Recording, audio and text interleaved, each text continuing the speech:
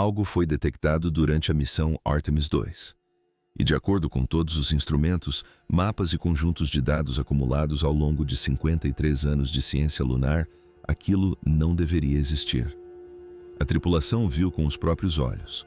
Eles compararam as observações entre si. Registraram tudo em tempo real. E quando os cientistas em solo tentaram comparar a descrição dos astronautas com 5 décadas de dados de satélite, não encontraram nada. O que foi detectado não consta em nenhum registro. Ontem à noite, tivemos nossa primeira visão do lado oculto da Lua e foi simplesmente espetacular. Acho que uma das coisas interessantes que acontece quando se observa uma Lua é que ela tem uma aparência inerentemente diferente. Não porque não a tenhamos visto, mas porque o sistema que construímos para estudar a Lua nunca foi capaz de detectá-la. A missão que mudou tudo. Em 1º de abril de 2026, o sistema de lançamento espacial decolou da plataforma de lançamento 39B no Centro Espacial Kennedy às 18 horas e 35 minutos, horário do leste dos EUA. Dentro da cápsula Orion, chamada Integrity, estavam 4 astronautas: o comandante Reed Wiseman, o piloto Victor Glover, a especialista de missão Christina Cole e Jeremy Hansen, da Agência Espacial Canadense. Esta era a Artemis II, não um pouso, mas uma missão, um circuito rudimentar ao redor da Lua, projetado para validar todos os sistemas antes da tentativa de pouso da Artemis III.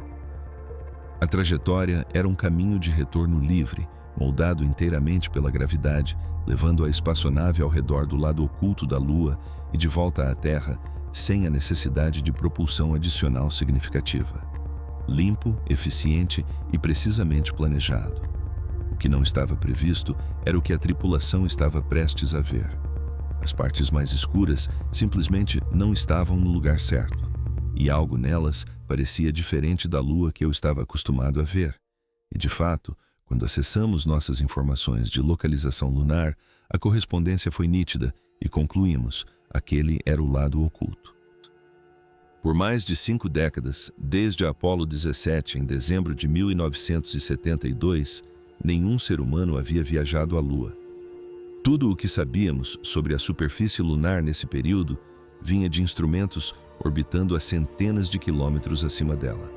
O orbitador de reconhecimento lunar da NASA, lançado em 2009, mapeou toda a superfície em alta resolução. As missões Chang da China e a espaçonave Kagaya do Japão adicionaram dados espectrais, revelando a composição química por meio da luz refletida. Esses sistemas operavam continuamente, enviando terabytes de informações. Mas todos eles compartilham uma limitação que é fácil de subestimar. Eles são programados antes do lançamento. Coletam luz dentro de faixas espectrais específicas, escolhidas com antecedência. São construídos com base em conhecimento e expectativas pré-existentes. Observam a partir de altitudes e ângulos fixos, incapazes de se adaptar em tempo real às mudanças nas condições de iluminação. Quando algo está fora dessas faixas predefinidas, não é registrado como uma anomalia. Não é registrado de forma alguma. O olho humano é diferente. Ele se adapta instantaneamente. Detecta variações sutis de cor, sob baixa luminosidade, de maneiras que os sensores digitais padrão têm dificuldade em replicar. Bem, vou comentar algumas coisas sobre as operações de ontem. Elas proporcionaram uma ótima oportunidade para testar como nossas equipes de operações de voo e nossas equipes científicas estão trabalhando juntas em tempo real com as tripulações na Lua, especialmente quando a luz solar incide em um ângulo raso perto do horizonte, projetando longas sombras que revelam detalhes da superfície. Invisível, visto diretamente de cima. Um observador humano treinado na posição correta pode notar algo que nenhum algoritmo detectaria, porque nenhum algoritmo foi programado para procurá-lo. Essa é exatamente a luz que a Orion encontrou ao passar sobre o lado oculto da Lua em 6 de abril de 2026. Sol baixo, sombras longas, movimento lateral através de um terreno que nenhum ser humano havia observado dessa altitude e ângulo desde a Apollo. E durante 7 horas, a aproximadamente 115 quilômetros acima da superfície, 4 olhos humanos estavam prestes a testar 5 décadas de dados de satélite do lado de fora pela primeira vez. Os dados não passaram, mais longe do que qualquer pessoa jamais esteve. Às 13 horas e 57 minutos do dia 6 de abril, Jeremy Hansen leu em voz alta um número no painel de controle. 252.756 milhas da Terra. Naquele momento, a Artemis II ultrapassou oficialmente a maior distância já percorrida por um ser humano, um recorde anteriormente detido pela Apollo 13, que alcançou 248.655 milhas em abril de 1970. Mas eis o que a maioria das pessoas não sabe sobre esse recorde da Apollo 13. Nunca foi uma observação. Em 3 de abril de 1970, um tanque de oxigênio no módulo de serviço explodiu, forçando a tripulação a abandonar seu plano de voo original e usar o módulo lunar Aquarius como bote salva-vidas. A partir daquele momento, todas as decisões passaram a ser sobre sobrevivência. Ninguém estava observando a Lua. Ninguém estava fazendo anotações. A cifra de 248.655 metros é um registro de distância, não um registro do tempo de observação humana na superfície lunar. A missão Artemis II foi diferente. Todos os sistemas estavam funcionando. A tripulação tinha uma tarefa definida: observar 35 alvos pré-selecionados enquanto a Orion passava pelo lado oculto da Lua. Registrar o que vissem, anotar a hora e as coordenadas, verificar as informações com os colegas. Isso é algo que nunca vimos antes. Não estamos brincando. Como disse Reed em algum lugar entre a Terra e a Lua, obtendo uma visão de um ponto diferente, isso transforma 406.700 quilômetros em algo muito mais significativo do que um número em um livro de recordes. Foi a primeira vez na história que os humanos chegaram tão longe com a capacidade de realmente observar, e com nada entre eles e a superfície além de 115 quilômetros de vácuo. Pense no que isso realmente significa. O orbitador de reconhecimento lunar opera a uma altitude média de cerca de 50 quilômetros, com câmeras otimizadas para condições específicas de iluminação e ciclos de imagem projetados para cobertura global sistemática. O módulo de pouso Chang'e 4 da China fornece dados da superfície a partir de um único local fixo no lado oculto da Lua. A missão Kaguya do Japão terminou em 2009. Nenhum desses sistemas jamais coletou dados do ponto de vista exato de Orion naquela altitude, sob aquele ângulo de luz, movendo-se lateralmente sobre o terreno, onde as sombras se estendem longas e nítidas, e a superfície revela detalhes que simplesmente não aparecem diretamente de cima. Não há um conjunto de dados de referência para o lado oculto da Lua sob essas condições exatas. Só isso já deveria te fazer refletir. Mas o verdadeiro problema começa quando as descrições da viagem não correspondem em nada aos dados existentes, mesmo levando em conta todas as diferenças de ângulo e iluminação. Se esta é a primeira vez que você ouve o que a tripulação realmente descreveu durante aquela passagem, é exatamente por isso que este canal existe.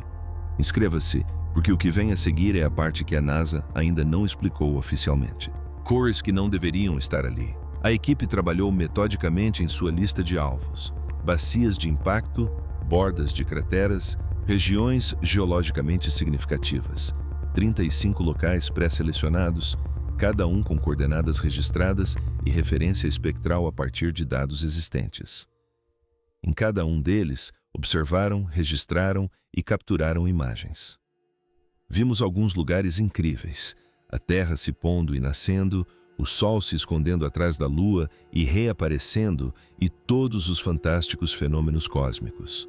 Procedimento padrão: cuidadosamente planejado, cuidadosamente executado. A ideia era que o que eles vissem correspondesse aproximadamente ao que os instrumentos já haviam indicado. Essa suposição durou cerca de 30 minutos. Christina Cole estava na janela quando a Orion passou sobre Mar Oriental, uma enorme bacia de impacto com cerca de 930 quilômetros de diâmetro no lado oculto oeste da Lua, uma das estruturas mais bem preservadas de toda a Lua. Ela analisou as imagens orbitais antes da missão. Conhecia os dados de referência de cor. Notou que o material ejetado ao longo da borda parecia ter um tom quase prateado, mais nítido e definido do que em qualquer imagem orbital que havia estudado. A luz em ângulo baixo aumenta o contraste. Isso era esperado. O que não era esperado eram as variações de cor que ela registrou ao longo da borda. Gradientes sutis que se deslocavam lentamente pelo campo de material ejetado de maneiras que não correspondiam a nenhum padrão mineral conhecido nos mapas espectrais. Ela documentou cada uma delas. Não tinha explicação para nenhuma. É aqui que a coisa fica desconfortável. Victor Glover estava com o rosto perto da janela quando a Orion cruzou a bacia do Polo Sul, a maior estrutura de impacto conhecida no Sistema Solar, com aproximadamente 2.500 quilômetros de diâmetro e até 8 quilômetros de profundidade. Ele havia estudado essa bacia. Conhecia os dados espectrais. No fundo da bacia, viu uma tonalidade tênue que parecia quase verde, não cinza, não branca. Algo que nunca tinha visto no lado visível da Lua e nunca em nenhuma imagem dessa região. Ele não comentou imediatamente. Observou por um momento, consultou seu material de referência, olhou novamente. Então, disse em voz alta e se virou para Coke. Diga-me que cor parece para você. Ela olhou. Confirmou. Verde. Imagens anteriores da era Apollo continham leves indícios de coloração em comum nessa região, mas a resolução nunca foi suficiente para confirmação. O Lunar Reconnaissance Orbiter detectou posteriormente sinais minerais irregulares no fundo da bacia. Inconsistências que foram registradas e, em grande parte, ignoradas. Nada em qualquer conjunto de dados existente correspondia ao que Glover e Co. estavam observando em tempo real. Ninguém percebeu isso por 53 anos. Chegamos perto de 4G algumas vezes durante a reentrada. Você viu o plasma vindo na minha direção. Começou alto e foi descendo. Era vermelho, mas depois ficou verde e azulado, brilhante, como se alguém estivesse soldando do lado de fora da cápsula. Jeremy Hansen guiou a tripulação em direção às terras altas de Von Karaman, a antiga região geológica onde a missão chinesa Chang 4 pousou em 2019, uma das áreas mais estudadas de todo o lado oculto da Terra. O rover U-22 havia percorrido esse terreno. A sonda o havia fotografado dezenas de vezes. Havia mais dados para esse local do que para quase qualquer outro ponto do lado oculto da galáxia. Quando a Orion passou por cima, todos os 4 tripulantes descreveram redemoinhos de verde-oliva e verde claro sobre o imponente céu cinza esbranquiçado. Nenhum desses dados mostrava essas cores, nem de perto. Em Houston, os controladores de voo acessaram mapas espectrais em tempo real e fizeram inúmeras comparações. Nenhuma correspondência. Existem explicações razoáveis que merecem ser consideradas. O ângulo de iluminação altera a percepção das cores e 4 observadores, trabalhando sob a pressão psicológica de uma missão histórica, podem descrever o que veem com alguma subjetividade. Ambas as afirmações são verdadeiras, mas o problema reside em usá-las para descartar o que a tripulação relatou. Todos os 4 astronautas descreveram as mesmas anomalias de forma independente e consistente, com verificação cruzada em tempo real entre eles. Nas regiões onde os dados do satélite e as observações da tripulação já estavam alinhados, onde os mapas correspondiam ao que eles podiam ver, não houve nenhuma discrepância relatada. Nenhuma. A inconsistência não foi aleatória. Foi geograficamente específica, aparecendo nos mesmos locais onde o ângulo de visão diferia mais drasticamente do que qualquer outro já utilizado por satélite. Isso não é erro do observador. É um padrão. Antes que a equipe pudesse investigar mais a fundo o que estavam vendo, o sinal desapareceu. 40 minutos de silêncio. Quando a Orion passou atrás da Lua, suas antenas de banda S e banda C perderam todo o contato com a rede de espaço profundo da NASA. As estações receptoras em Goldstone, na Califórnia, Madrid, na Espanha, e Canberra, na Austrália, também perderam contato. A própria Lua, com mais de 3.400 quilômetros de diâmetro, estava posicionada diretamente entre a Orion e todas as antenas na Terra. Nenhum sinal conseguia atravessar aquela massa. Não havia solução. Era física básica. O apagão durou 40 minutos. Bem, e a missão ainda não terminou. Continuamos aprendendo sobre como nossa espaçonave e nossa tripulação estão operando juntas no espaço. Damos continuidade a diversas atividades científicas focadas na saúde da tripulação e na vida no espaço. Portanto, ainda há muita coisa acontecendo. Durante aqueles 40 minutos, todos os instrumentos científicos já construídos pela humanidade ficaram completamente cegos para o que acontecia dentro daquela cápsula e na superfície abaixo dela. Pense nisso por um momento. Não apenas alguns instrumentos, mas todos eles. Toda a infraestrutura global de observação humana, cada antena, cada satélite, cada telescópio apontado para a Lua não viu nada porque a própria Lua estava no caminho. O orbitador de reconhecimento lunar, LRO, continuou funcionando. Suas câmeras continuaram coletando dados ao longo de sua órbita, sem serem afetadas pela perda de comunicação da Orion Irã. Em teoria, ele permaneceu uma fonte independente de observação durante todo o período de apagão. Mas o LRO e a Orion não observam da mesma maneira, e essa diferença importa mais do que parece. O LRO foi projetado para um propósito específico, mapeamento global sistemático. Seus algoritmos são construídos para normalizar os dados, para remover variações causadas por mudanças nas condições de iluminação, de modo que os mapas finais reflitam propriedades de superfície consistentes, independentemente de quando uma determinada imagem foi capturada. A consistência é o que torna os dados úteis ao longo do tempo, mas a normalização tem um custo. Variações sutis de cor que aparecem especificamente sob luz em ângulo baixo, exatamente as condições em que a Orion operava, podem ser processadas como ruído, não porque não existam, mas porque não se encaixam no modelo. A LRO não está produzindo dados incorretos. Ela está produzindo dados precisos para o propósito para o qual foi projetada. O problema é que a finalidade desse sistema e a questão que agora está sendo levantada não são a mesma coisa. Durante esses 40 minutos, as anomalias que a tripulação já havia relatado não cessaram. Elas se tornaram mais frequentes e mais definidas. As variações de cor que apareciam ocasionalmente durante as primeiras horas da passagem agora surgiam em quase todas as novas regiões para as quais a tripulação se voltava. E não havia nenhum sistema externo capaz de confirmar ou contradizer nada disso. Nenhum satélite, nenhuma estação terrestre, nenhum instrumento independente de qualquer tipo. Apenas Wiseman, Glover, Coe e Hansen. Uma espaçonave e a superfície da Lua passando sob eles em total silêncio. Como parte da manobra de sobrevoo lunar, a tripulação fez sua passagem mais próxima da Lua, voando a 5.053 km por hora em relação à superfície lunar. Eles continuaram registrando tudo, com cada observação anotada, cada coordenada registrada, cada membro da tripulação conferindo as informações dos outros antes de qualquer coisa entrar no diário de bordo. Se eles seriam as únicas testemunhas, seriam testemunhas meticulosas. Quando o contato foi restabelecido, a tripulação começou a transmitir imediatamente. O que eles relataram em seguida também não estava previsto. 4 impactos e uma lacuna que ninguém sabia que existia. Wiseman viu, a princípio, um único ponto de luz contra a superfície cinzenta, que brilhou intensamente e desapareceu em menos de um segundo. Antes que alguém pudesse reagir, um segundo clarão surgiu perto da borda de uma cratera. Nítido, inconfundível.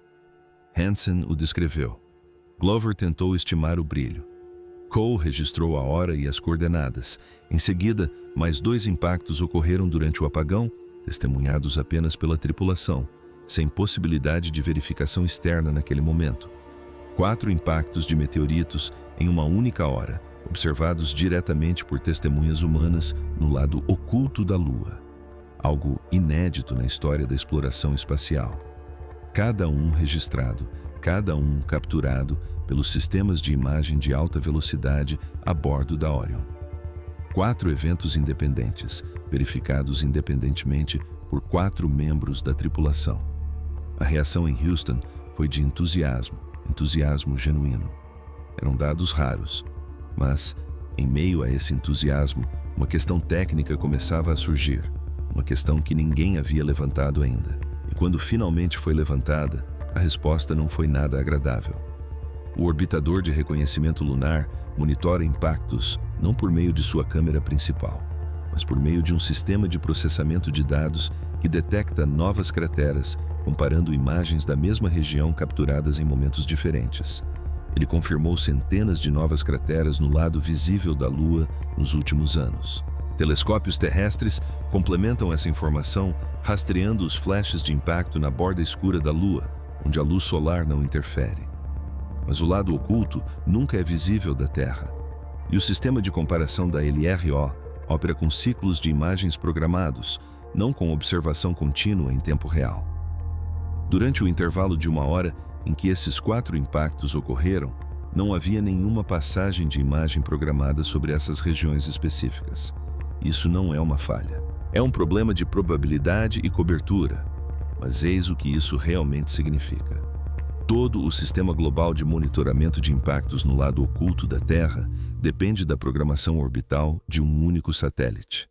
Essa programação não é suficientemente densa para capturar eventos de curta duração em janelas de tempo estreitas.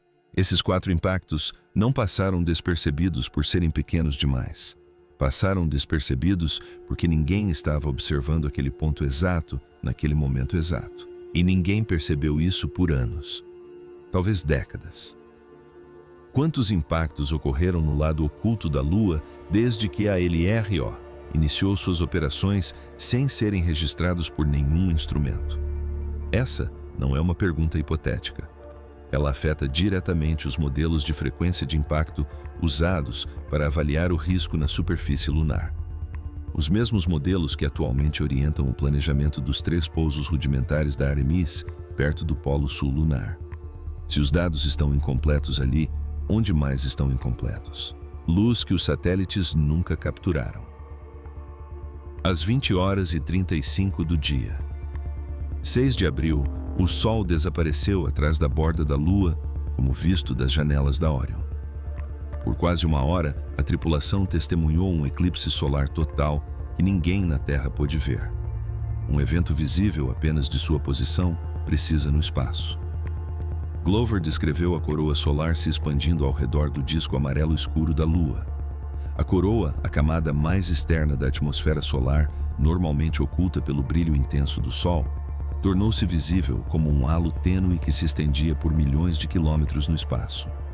Os cientistas levarão meses para analisar completamente o que ele capturou.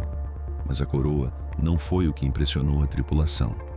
Conforme a totalidade continuava, a superfície lunar, que deveria estar completamente escura sem a luz solar direta, tornou-se fracamente visível. Uma segunda fonte de iluminação a alcançava: o brilho da Terra. A luz solar refletida pelos oceanos, nuvens e continentes da Terra viajava quase 400 mil quilômetros para atingir a Lua e retornar em direção a Orion. O brilho da Terra não é novidade. É possível vê-lo da Terra no lado escuro da Lua crescente, aquele brilho tênue que revela a porção não iluminada do disco lunar. Os cientistas o conhecem há séculos. Ele já foi medido, modelado e usado como um indicador indireto da refletividade geral da Terra. Ninguém se surpreendeu. Ele existia. O que ninguém havia documentado era o que ele causa na superfície lunar quando se está a 115 quilômetros de altitude durante um eclipse total, quando é a única fonte de luz atingindo o solo, e 4 observadores treinados estão observando em tempo real. A equipe descreveu uma suave névoa branco-azulada se espalhando pelo terreno craterizado. Sob o brilho da Terra, o realito lunar apresentou sutis variações de cor completamente ausentes em qualquer mapa espectral existente. Não se tratava de sinais fracos com interpretações incertas, nem de anomalias que haviam sido estudadas e descartadas, mas sim de ausência total. O conjunto de dados para esse fenômeno específico não existia porque as condições necessárias para produzi-lo nunca haviam sido incluídas em nenhum plano de observação. Eis o porquê, e esta parte é importante. O brilho da Terra é aproximadamente 10.000 vezes mais fraco que a luz solar direta. Os sensores da LRO são calibrados para a iluminação solar direta. Sob condições de brilho da Terra, o sinal refletido pela superfície fica próximo ou abaixo do limite inferior do que esses instrumentos foram projetados para captar de forma significativa. Durante um eclipse total, quando a luz solar direta é completamente bloqueada, o brilho da Terra se torna a principal fonte de iluminação. E esse cenário não aparece em nenhum planejamento padrão de observação por satélite. Nenhum instrumento jamais foi projetado para observar a Lua dessa maneira. Não porque seja impossível projetar um, mas porque essa combinação exata, a posição correta, o momento certo. A iluminação certa nunca foi considerada uma prioridade. Existia fora do espectro de condições esperadas. Portanto, nunca foi incluída. Portanto, nunca foi detectada. Pense no que tínhamos agora: material ejetado prateado e gradientes de cor no Mare Orientale. Tons esverdeados no fundo da bacia Aitken, no Polo Sul. Tons de oliva se espalham pelas terras altas de Von Karaman. Uma névoa branco-azulada sob a luz da Terra. 4 observações distintas. 2 condições de iluminação diferentes. Nenhuma correspondência em qualquer conjunto de dados existente. Todas perdidas pelo mesmo motivo: o ciclo de dados. Após o retorno da Orion, equipes científicas do Centro Espacial Johnson e do Centro de Voos Espaciais de Goddard começaram a cruzar informações de cada observação da tripulação com os dados existentes. Cada descrição de cor foi comparada com os levantamentos espectrais da LRO e da Xangá. Cada coordenada foi verificada em mapas geológicos. O trabalho levou semanas. E eis o que descobriram. Em vários casos, havia vestígios, sinais fracos e inconsistentes em conjuntos de dados mais antigos que haviam sido tratados como ruído de fundo durante a normalização. Não porque esses sinais foram fabricados, não porque alguém foi descuidado, mas sim porque os algoritmos que processam os dados de satélite são projetados para filtrar sinais muito fracos ou muito inconsistentes com o modelo de superfície esperado. Isso não é negligência. É assim que se constrói um mapa globalmente consistente. Você suaviza o ruído, você impõe consistência, você confia no modelo. O problema é o que se perde ao fazer isso. É aqui que a coisa complica. O modelo de superfície esperado foi construído a partir de dados anteriores. Esses dados anteriores foram processados usando limiares definidos por modelos anteriores. Esses modelos anteriores vieram de dados coletados ainda antes disso.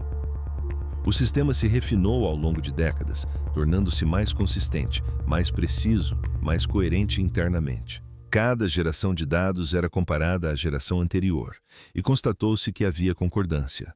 Essa concordância parecia uma confirmação, mas não era. Era o sistema falando consigo mesmo. Construímos um sistema que só conseguia encontrar o que já sabia que deveria procurar. E por 53 anos, ninguém pôde verificar externamente. Na Terra, esse ciclo é interrompido o tempo todo. Trabalho de campo, amostras físicas, instrumentos independentes construídos por equipes diferentes, com premissas diferentes.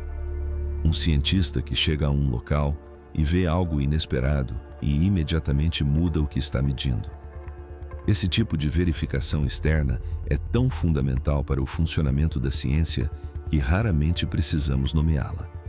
Na Lua, sem a presença humana, essa verificação não existia. Cada instrumento era calibrado em relação a outros instrumentos. Cada modelo era validado em relação a modelos construídos a partir dos mesmos dados. Toda a base de conhecimento lunar, os mapas, os levantamentos espectrais, os modelos de impacto, as tabelas de distribuição mineral foram construídos dentro de um circuito fechado, sem nenhum ponto de referência externo. Ninguém o projetou dessa forma intencionalmente. Ninguém tomou a decisão de excluir a verificação. Isso aconteceu porque a Lua está muito distante e os humanos ainda não haviam retornado lá. É isso. Essa é toda a explicação. E isso significou que, por 53 anos, o ciclo funcionou sem controle. A missão Artemis II foi a primeira vez em 53 anos que algo chegou que não fazia parte desse ciclo, e o ciclo não se manteve. O que vem a seguir? As anomalias da Artemis II não provam que a Lua esteja escondendo algo. Não há nenhuma evidência aqui de estruturas ou atividade extraterrestre. A explicação para as discrepâncias de cor pode ser simples. Interações minerais visíveis apenas em ângulos de iluminação específicos, elementos traço fora dos intervalos de detecção espectral padrão, efeitos ópticos que exigem uma posição de observação lateral para aparecerem. Isso é totalmente possível, mas não sabemos. E até que 4 humanos aparecessem com seus olhos, não sabíamos. Não sabíamos. Os 4 impactos não detectados por nenhum instrumento em nossa rede global não são um escândalo. Trata-se de uma lacuna de cobertura documentada, agora confirmada pela primeira vez. O fenômeno do brilho da Terra, que revela cores nunca antes registradas por satélite, não é uma conspiração.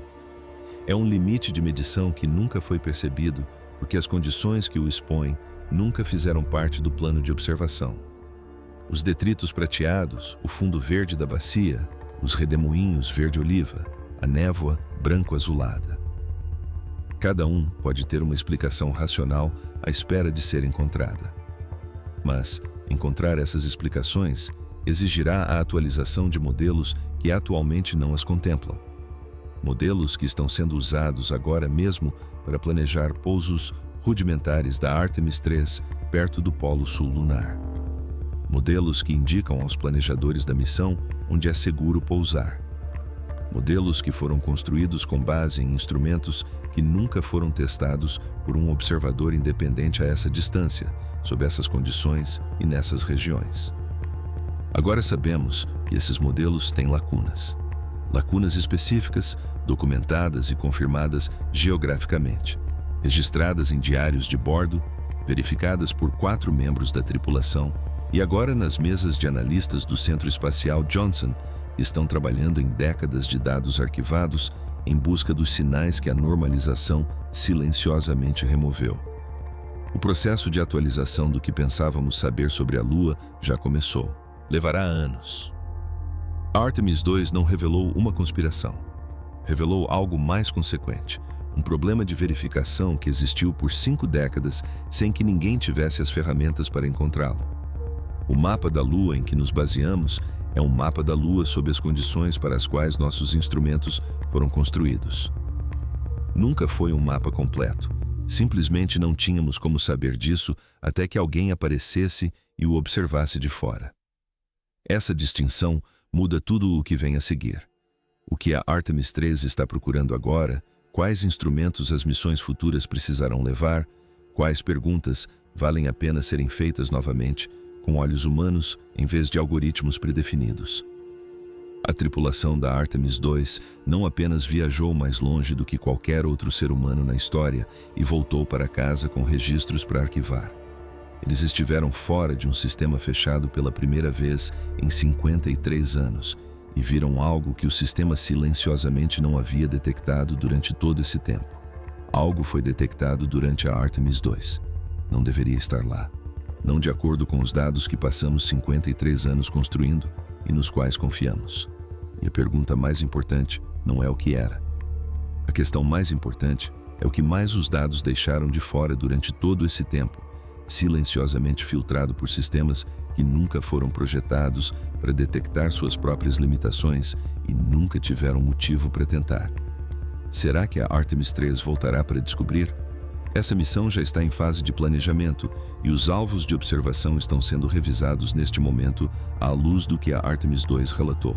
Inscreva-se e ative as notificações, porque quando essas descobertas forem divulgadas, este canal será o primeiro a publicá-las.